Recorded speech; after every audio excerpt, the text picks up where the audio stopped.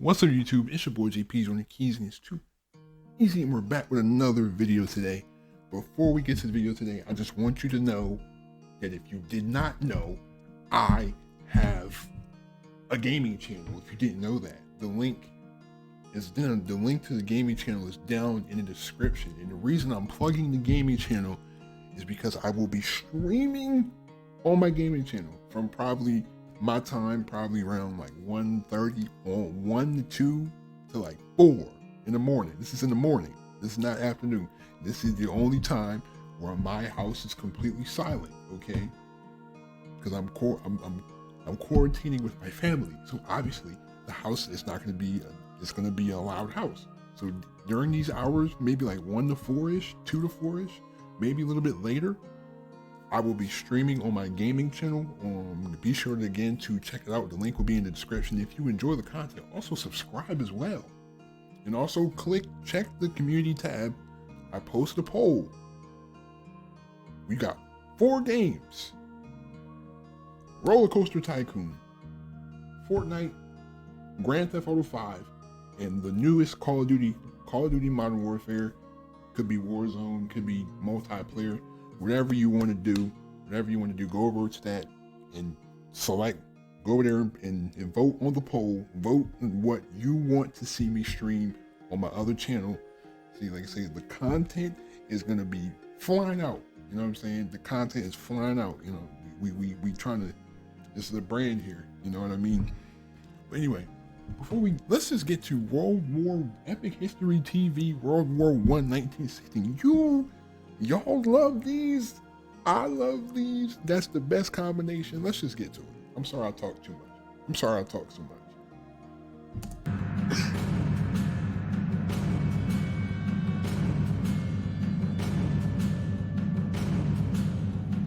World War I was supposed to have been a short and glorious war. But by 1916, a new kind of industrialized warfare had seen the death toll soar into the millions, with no end. They was already prepared for the pandemic 100 years in advance. Okay, was that bad timing? I think that might have been bad timing. In sight.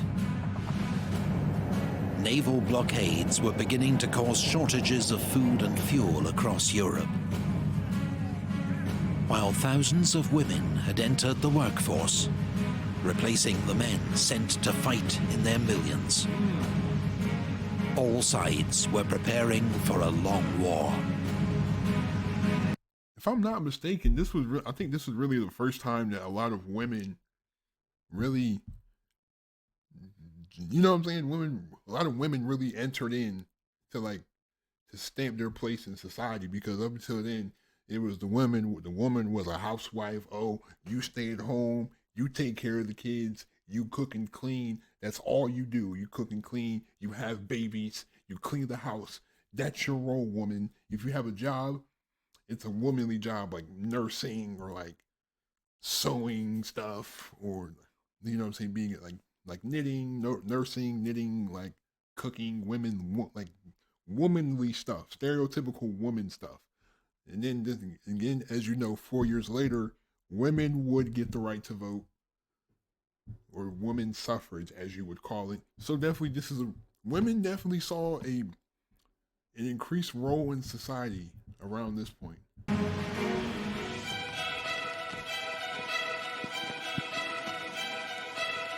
The war has raged for a year and a half as the Allies continue to battle the Central Powers, recently joined by Bulgaria. At sea, the British maintain their naval blockade of Germany, preventing the import of food and other vital raw materials. Germany has retaliated with a U-boat blockade of Britain, but has to limit its attacks to avoid provoking the neutral USA, whose citizens have already been caught in the crossfire. Neutral. Heavy emphasis on very, very light air quotes on neutral. As you already know, United States was obviously, the United States was pumping money into the Allies for weapons and resources. Because They're neutral in terms of fighting, not neutral in terms of involvement, because they're still involved, albeit financially. On the Western Front, French, British and Belgian troops are dug in opposite the Germans. Both sides trapped in the bloody stalemate of trench warfare. On the Eastern Front, the Russians have ended their long retreat and stabilized the line, but their army has suffered huge losses. On the Italian front, Italian troops have launched a series of costly, unsuccessful attacks against strong Austro-Hungarian defenses. While on the Balkan front, the Central Powers have overrun Serbia, whose army is forced to make a bitter retreat through the Albanian mountains. Now, on the 5th of January, Austro-Hungarian troops attack Montenegro. They are delayed at the Battle of Mojkovac, but 3 weeks later, Montenegro is forced to surrender. On the Caucasus front, the Russians launch a surprise winter offensive against Ottoman Turkish forces. 6 weeks later, Russian troops occupy the city of Erzurum. In April, they capture the Black Sea port of Trebizond. Meanwhile, the British transport 2 motorboats to Lake Tanganyika in Africa. They finally arrive after a 10,000-mile trip by sea and land and help the British see. They did all that just to go to East. I mean, yeah, that makes sense, because then you would have to go through enemy territory. Yeah, that makes sense. But like, geez, that's just you got to go all the way around Africa and then go into Africa. Wow.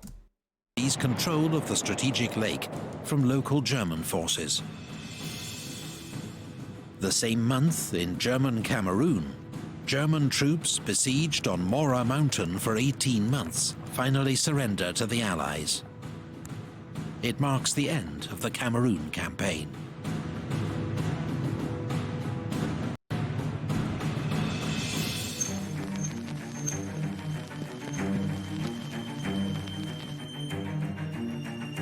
On the Western Front, the Germans unleash a devastating assault on the French fortress town of Verdun.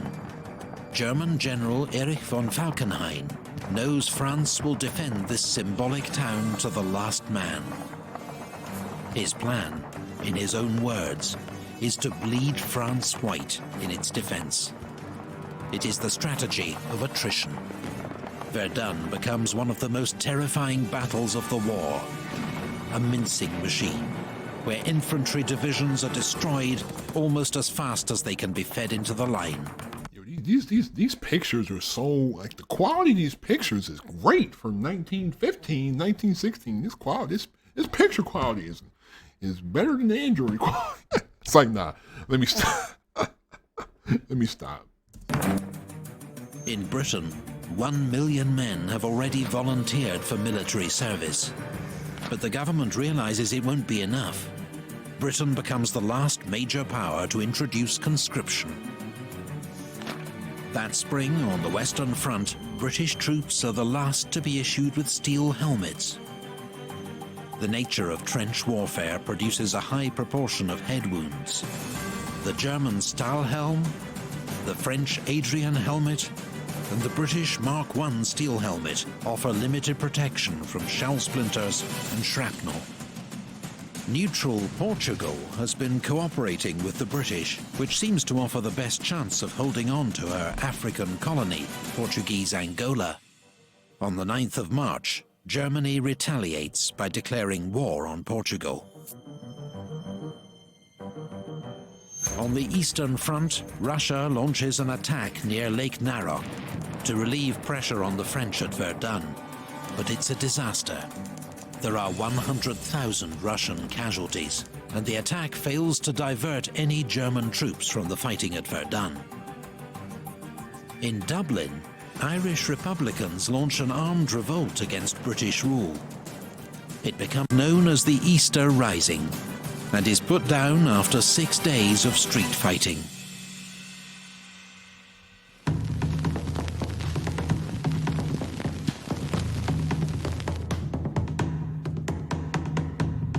In the Middle East, after a 5-month siege, British forces at Kut surrender. General Townsend leads 9,000 British and Indian soldiers into captivity.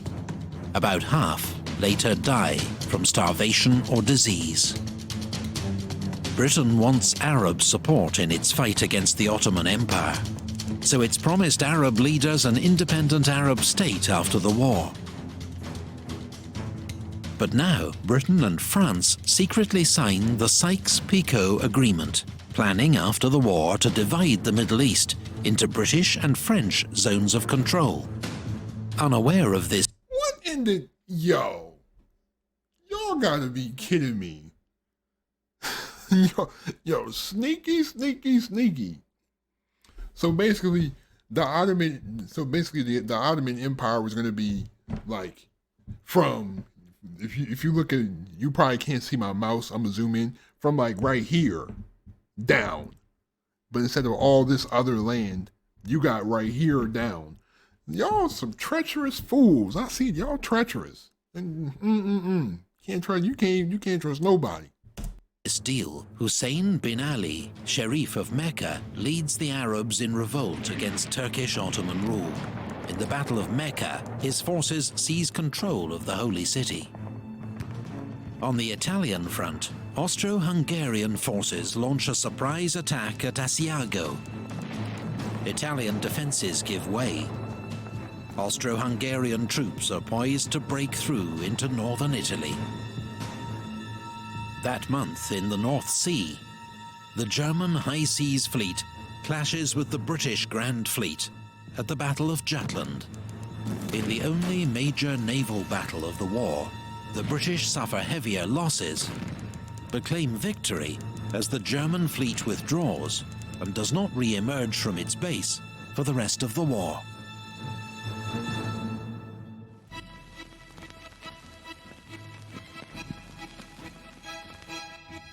For the summer of 1916, the Allies have planned major simultaneous offensives against the Central Powers, from east and west.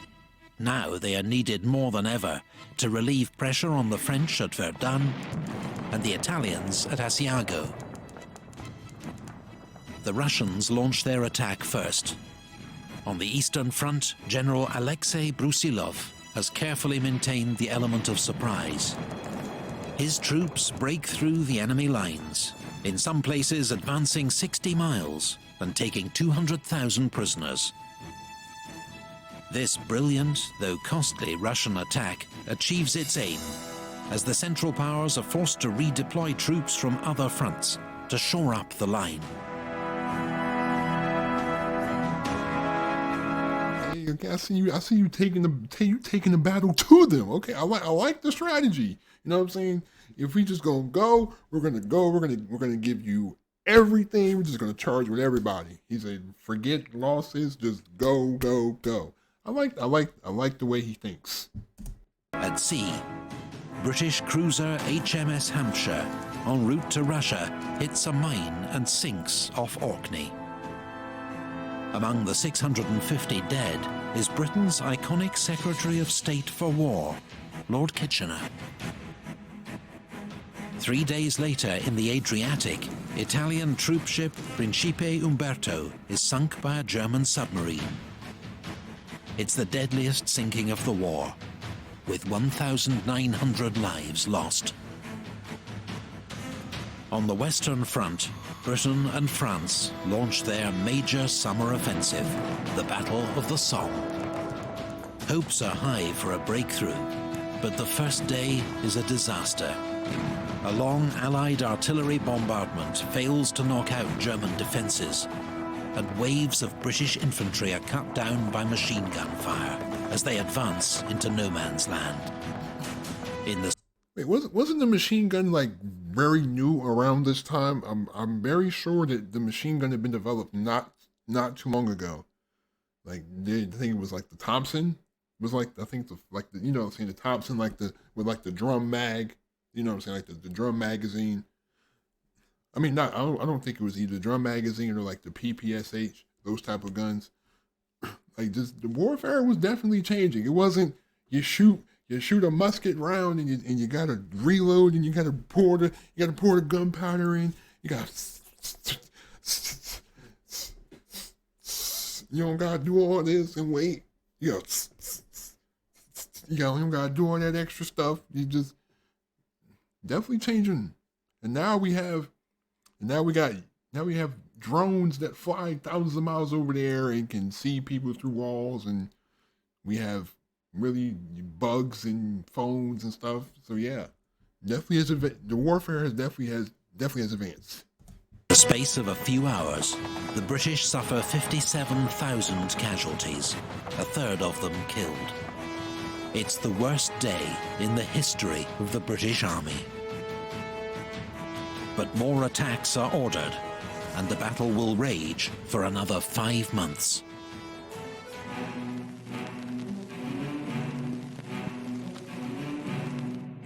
Encouraged by the Russian advance, Romania joins the Allies. But despite an initially successful advance into Transylvania, Romania quickly faces a counter-offensive from German, Bulgarian, and Austro-Hungarian forces. The Allied force at Salonika tries to support Romania by launching their own offensive towards Monastir. With Serbian troops in the lead, there are small gains, but dogged Bulgarian resistance prevents a breakthrough. On the Western Front, General von Falkenhayn finally calls off the attack at Verdun. The French army has honored their commander, General Nivelle's promise. Ils ne passeront pas. They shall not pass. But victory comes at a terrible price. 365,000 casualties. The Germans lose almost as many. Verdun remains one of the bloodiest battles in human history. So that's 365 and 336. That's like 701, isn't it? Yes, 700. That's over 700,000 casualties in a single battle. How do you keep going as a soldier? I understand. I think the only thing that really has you going is like adrenaline and just an absurd sense of nationalism. That's the only thing that can keep you going.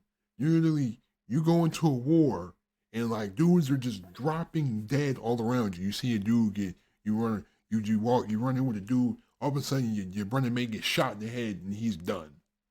Like he's dead. Like how do you, like, I can't fathom, like, how could you do it?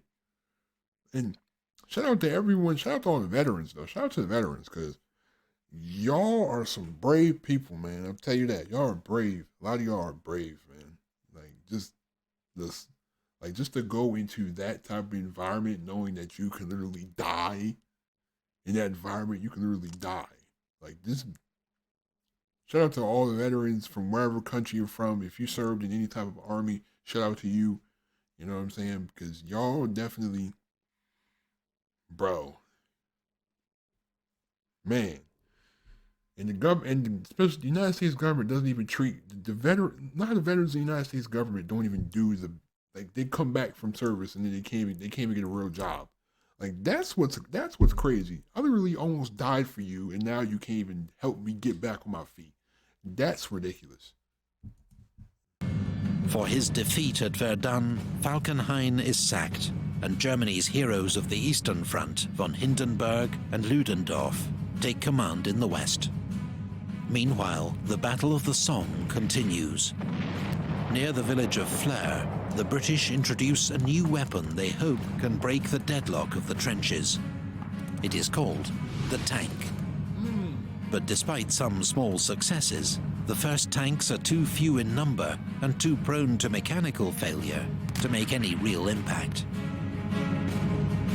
On the Eastern Front, Russia's Brusilov offensive comes to an end.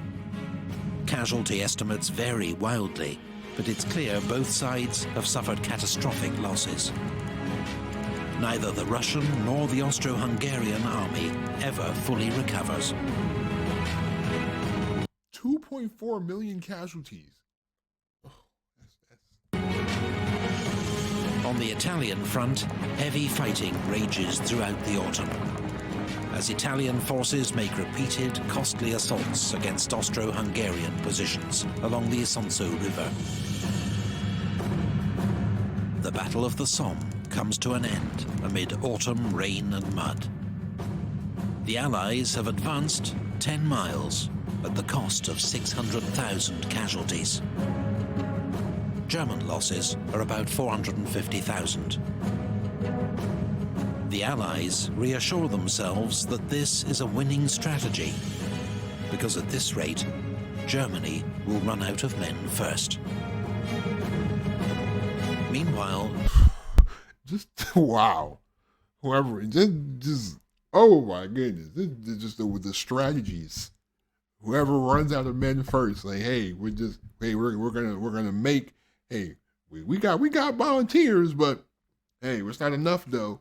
So we're gonna make all y'all join the war, right? And then we just gonna see how many of y'all people die before our people die. Like as I don't know how you do it as a general, especially. How do you plan that? Like you have to have a heart of stone. Like you have to have no compassion for human life. disaster engulfs Romania as the country is overrun by the Central Powers.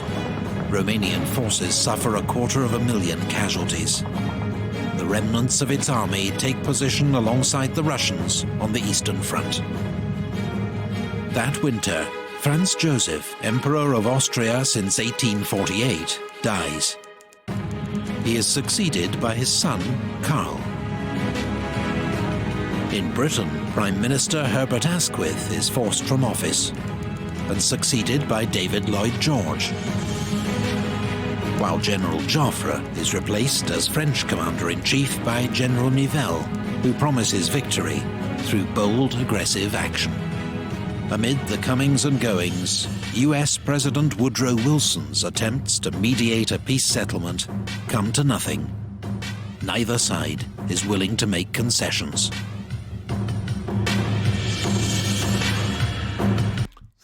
See, why would you do that though? Why would they've been fighting for 2 years. And I was like, oh yo, hey man, I'm trying to piece it up with y'all. If they've been fighting for 2 years and they've already gone to the point where they've lost millions of men, they're already knee deep in it. You know what I mean? Once you've gone that far in the war, you're knee deep. You know what I mean? There's no turning back. You're just boom. Anyway, thank you again for watching. Leave a like if you enjoyed. Subscribe if you are new to the channel. Again, be sure to go to my community tab and vote on that poll. So you can know when I'm streaming on the gaming channel. I'm probably going to start around Monday or Tuesday is when I'll start streaming on the gaming channel. So definitely be a lookout for that. If you're not subscribed and you enjoy gaming, what are you doing? Hit that subscribe button over there. Anyway, thank you again for watching. Please be safe. Have a great day. And please be safe, please be safe during this quarantine. Leave a like on this video. Share this video wherever your videos at. Also turn on my post notifications so that you don't miss an upload. Anyway, thanks. I'm out. Peace.